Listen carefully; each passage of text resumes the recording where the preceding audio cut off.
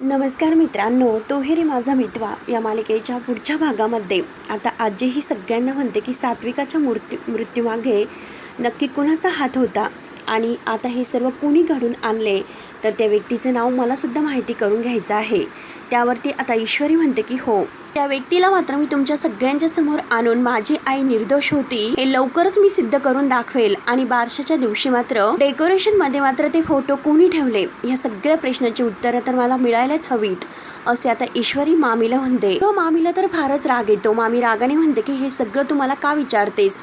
तेव्हा आता ईश्वरी म्हणते की कारण तुमच्यावर आता डाऊट तर आहेच मला आणि हे सर्व तुम्ही का केलं असेल हेच मला माहिती करून घ्यायचं आहे। तुम्ही ते का केलं असेल याचं कारण मला सापडत नाही आणि एकदा की मला ते कारण सापडले मग तुमची बाराकी ढेर करते की नाही हे तुम्ही बघतच राहा। तेव्हा आता ईश्वरीने घरात मध्ये येऊन मामीला चांगलं धमकावलेलं असतं आणि हे सर्व मामीने केलेलं आहे याचा संशय मात्र आता आजी अर्णव ह्या सगळ्यांना आलेला आहे आणि ईश्वरीने डायरेक्ट मात्र आता मामीला चॅलेंज धमकावलेला आहे। तर नक्की आता पुढे काय होतं हे बघायला विसरू नका। तोपर्यंत धन्यवाद।